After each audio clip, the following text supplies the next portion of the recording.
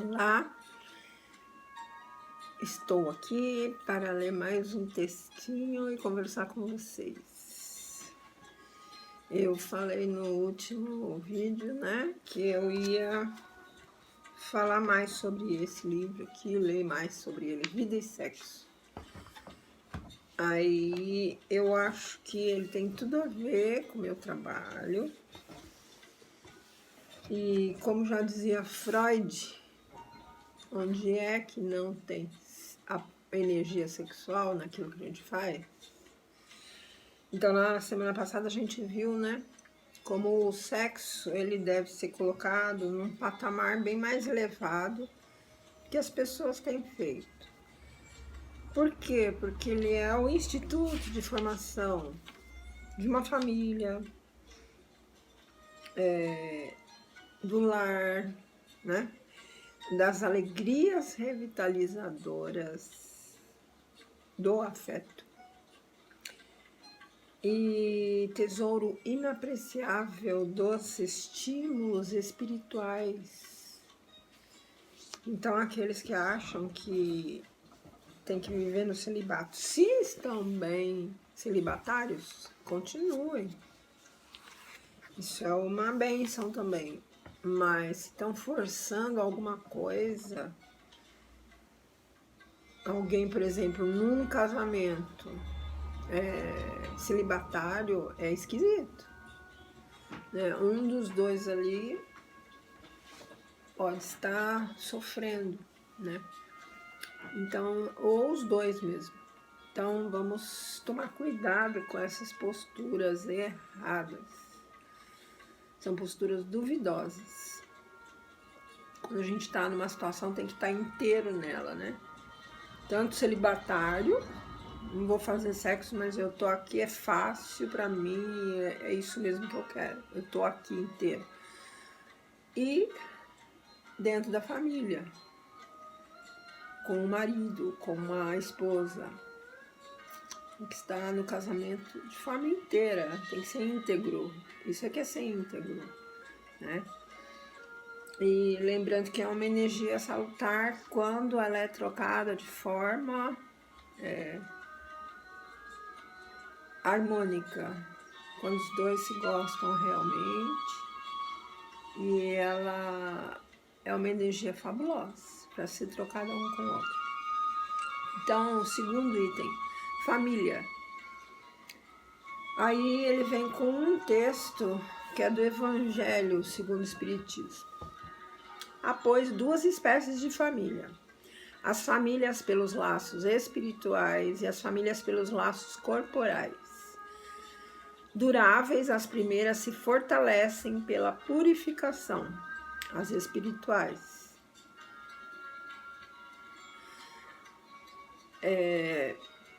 E se perpetuam no mundo dos espíritos, que é para onde todos vamos, através de várias migrações da alma. As segundas, as famílias com os laços corporais, elas são frágeis como a matéria e se extinguem com o tempo. E muitas vezes se dissolvem moralmente já na existência atual. Então são os casos que é inevitável um divórcio, uma separação, né?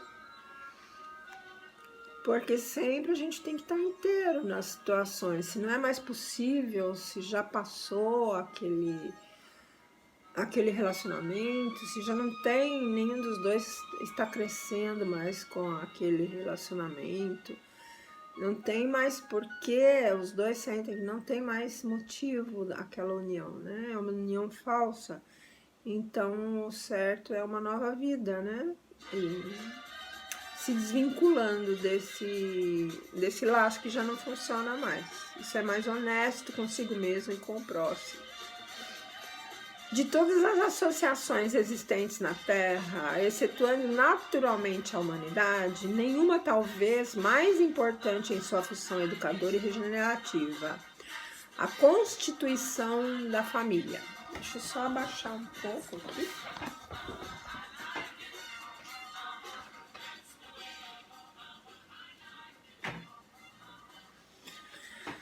Então, de semelhante agremiação na qual dois seres se conjugam, atendendo aos vínculos do afeto, surge um lar, garantindo os alicerces da civilização.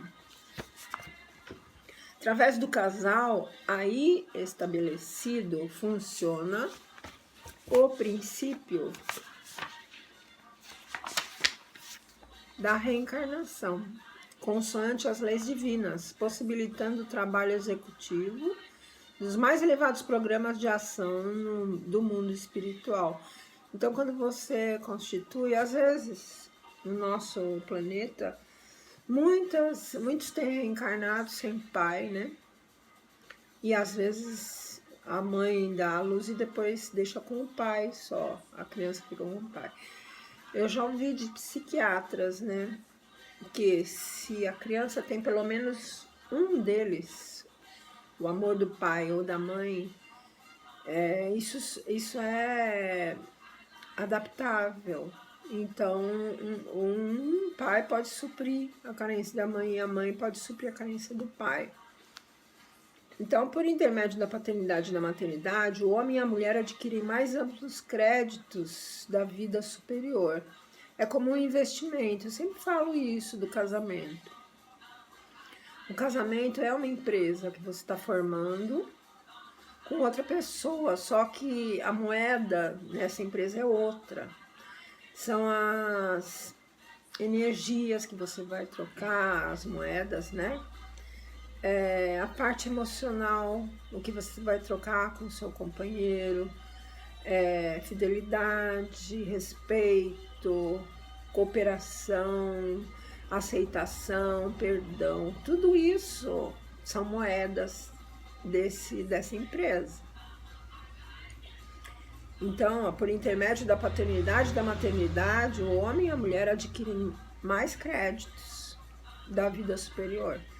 E cada criança, ela vem com a sua malinha de prosperidade, né? Ela traz junto. Por isso que muitas vezes após o nascimento, a família começa a adquirir mais bens, a prosperar mais, né? Isso se reflete na parte material. Daí, as fontes de alegria que se lhe rebentam do ser com as tarefas da procriação. Então, as fontes de alegria, né, que vêm de dentro do casal com as tarefas da procriação. Os filhos, eles são liames de amor conscientizado que lhes granjeiam proteção mais extensa do mundo maior, de vez que todos nós integramos grupos afins. Então, mais pessoas que nascem na família, vem toda aquela proteção que a criança tem, porque ela tem as ligações espirituais, então ela traz também, certo? Então, sempre é uma fartura, né? Ter uma família, ter os filhos. Na área terrestre, é justo que determinada criatura se faça assistida por outras que lhe respiram na mesma faixa de interesse afetivo. De modo idêntico, é natural que as inteligências domiciliadas nas esferas superiores se consagrem a resguardar e guiar aqueles companheiros de experiência, volvidos à reencarnação para fins de progresso e modificação. Então, cada um de nós tem os seus afetos também espirituais, e os protetores, os mentores, então eles estão sempre à volta. Então, a família já tem o casal, aí a mulher já vai esperar o primeiro filho. Junto com aquele filho vão vir os protetores, né? E todos aqueles que estão encarregados da encarnação dele para orientá-lo aqui, né? A parentela do planeta faz-se filtro da família espiritual, sediada além da existência física, mantendo os laços pré-existentes entre aqueles que lhe comungam o clima. Então, a família espiritual, a parentela na Terra é como se fosse um filtro, né? para aqueles que vão reencarnar, geralmente são os mesmos da parentela espiritual. Então, tem pessoas que pensam, né? Acreditar que eu vou nascer várias vezes, eu vou ter um monte de pai, um monte de mãe, pessoas que eu nunca vi, e não é bem assim. Geralmente a gente volta num lar que a gente tem afinidades, às vezes não, às vezes é bem diferente mesmo. Depende da experiência que o espírito está precisando. Mas geralmente, pela lógica que eu já li, gira em torno de um núcleo familiar, né? A volta para você. Então, arraigada nas vidas passadas, de todos aqueles que compõem a família terrestre é formada assim, de agentes diversos, porquanto nela se reencontram afetos e desafetos. Então, pode sim você reencarnar para se ajustar com alguém que você teve uma briga muito séria e que não acabou bem, que vocês não se perdoaram. Pode ser sim que você nasça na família dele ou ele na sua, né? E às vezes, muitas vezes, aquela pessoa que se sente uma estranha no ninho, né? E depois vai se adaptando e vai criando aquele elo, aquele vínculo de amizade com a nova família, né? Então, essa família terrestre é formada assim de agentes diversos, porquanto nela se reencontram comumente afetos e desafetos, amigos e inimigos, para os ajustes e reajustes indispensáveis ante as leis do destino. E até vizinhos, viu? Quando você nasce num lugar e fica ali por 20, 30 anos ou a vida inteira, você pode ter certeza que aqueles que continuaram com você por esse tempo todo já eram parentes mesmo ou conhecidos de outras vidas, né? Essa vizinhança, né? Nas casas assim em volta que também ficam tanto tempo ali.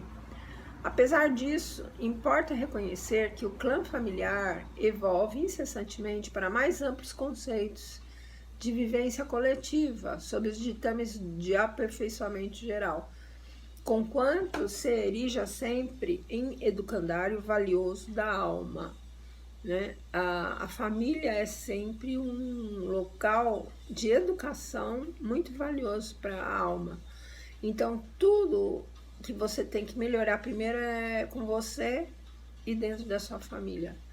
Resolver desafetos, perdoar, aprender a aceitar. Às vezes tem um que prefere o outro e esquece, rejeita o outro. Então, na medida que você aprende a aceitar isso, você vai criando força espiritual e cresce espiritualmente. Até que um dia aquela pessoa que te rejeitou, ela vai atrás de você. Desde que você aprenda a perdoar e aceitar. Porque se você ficar revoltado, aí você vai cada vez mais piorar a situação. Então, é sempre positivo a gente tentar superar essas desavenças. Relevando, porque isso tudo é uma infantilidade espiritual. Rejeitar, né? Rejeição do outro que está na família, às vezes caluniar, isso dói bastante, né, para outra pessoa que fica sabendo. E trair, tudo isso faz parte, não é que é uma coisa que deva ser feita, mas se aconteceu, se você passou por isso, releve, porque lá na frente você vai descobrir por quê. Comigo sempre foi assim. Eu aceitava a situação, porque eu já tinha lido bastante, dependendo da situação. Sempre procurava pelo perdão para eu ficar bem comigo. Porque às vezes eu não pedia perdão para a pessoa, nem falava. Pedia perdão para Deus e para mim. E decidia não desejar o mal para aquela pessoa que às vezes tinha me traído, às vezes tinha nem traído, feito a coisa na frente mesmo para eu ver, né?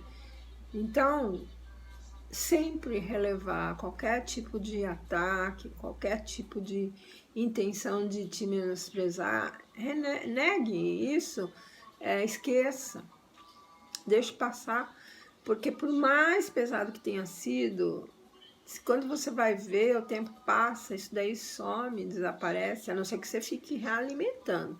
E aí vai ser ruim para você.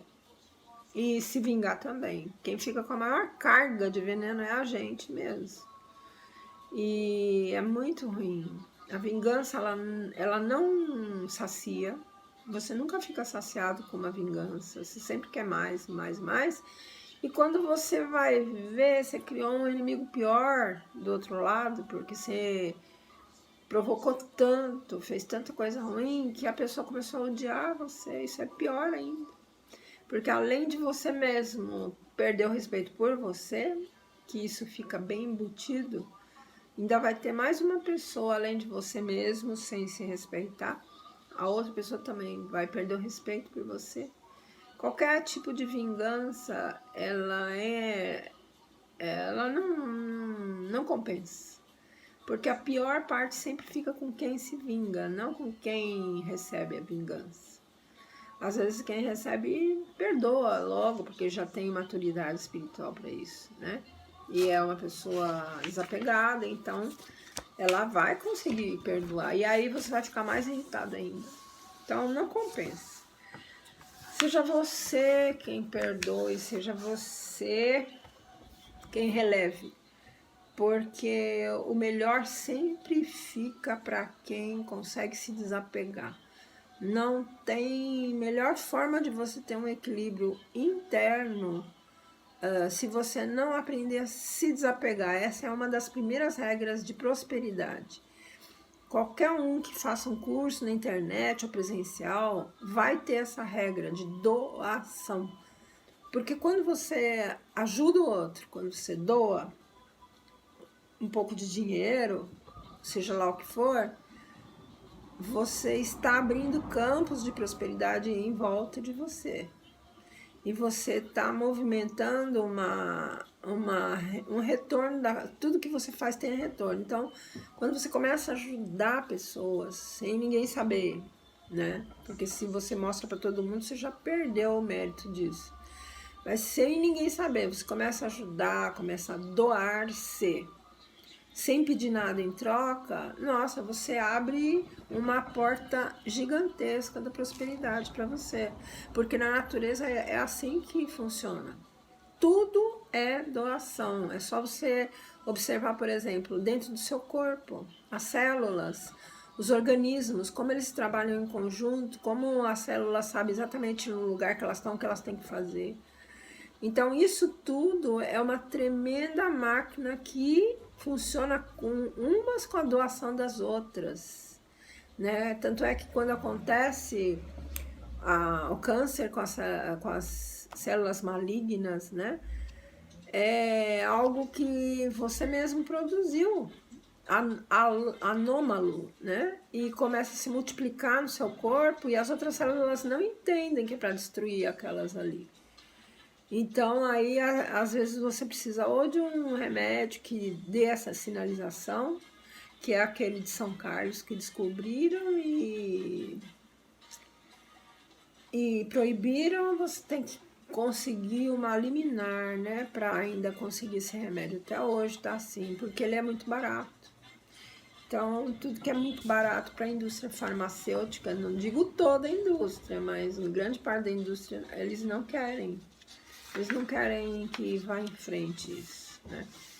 Então, você, se tiver, lembrando, né, se tiver algum problema, procure a Faculdade São Carlos, onde foi descoberta essa cura do câncer.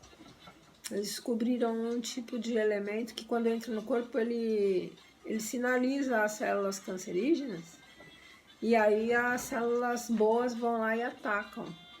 Tem muita gente que tem usado, né? Só que ele só tá livre por liminar. Você tem que arrumar um advogado e entrar com uma liminar para conseguir. Vale a pena tentar se você principalmente já tentou de tudo e não deu certo. Vale a pena porque o máximo que vai acontecer é acelerar o seu processo, talvez. Acho que não é isso, ninguém falou que dá esse efeito. Então o máximo que pode acontecer é não acontecer nada. Então, tente, porque não é caro, certo? Então, o que eu tinha para falar sobre família é isso, né? das associações, por que muitas vezes a gente não entende, porque se sente um estranho num ninho, ou então por que você vê o outro como um estranho ali naquele grupo e repudia às vezes você tem que lutar contra os sentimentos que vêm em relação àquele parente seu e você não sabe por quê.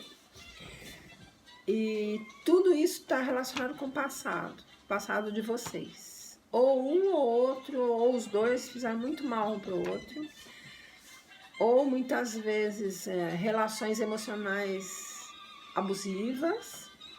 Aí vem ainda com aquela sensação antiga, que não sabe de onde, ninguém sabe explicar, aquele mal-estar.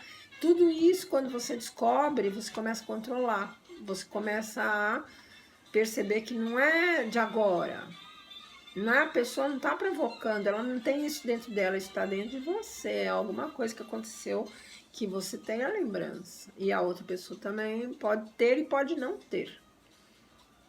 De qualquer jeito, fazendo o evangelho no lar é legal, porque minimiza esse tipo de situação. Pode abrir a Bíblia no Novo Testamento ou o Evangelho segundo o Espiritismo, aquilo que você prefere, dentro da sua religião pode ser. Mas aí se for na sua Bíblia mesmo, tem que abrir no Novo Testamento, porque o Antigo Testamento não serve muito nessas horas, porque o Antigo Testamento, só se você estudar ele, né? Para entender. Então, no Novo Testamento dá, porque são as parábolas do Cristo, cada uma serve um momento e vai abrindo aleatório. Você vai encontrar, pode fazer que você vai ver, vai servir para alguém, aquilo que você abrir vai cair direitinho para o momento que está a sua família. E aí você faz sempre no mesmo dia, na mesma hora. Se as pessoas não quiserem fazer, você pode fazer sozinho. Se você não puder fazer dentro da sua casa, porque criar muito tumulto, vá para um lugar isolado que ninguém saiba, faça você, que ajuda a sua família, mesmo sem eles saberem. Basta o quê? 10 minutos, você abre, solicita a ajuda de Deus e dos anjos, de Jesus Cristo também. Naquilo que você acredita, você solicita ajuda. E depois faz uma leitura de 2, 3 minutos. Se tiver mais de uma pessoa, vocês podem comentar o que entenderam. Senão você medita um pouco sobre aquilo que você acabou de ler. Mas pode ter certeza que vai ser aquilo que está precisando naquele momento na sua casa.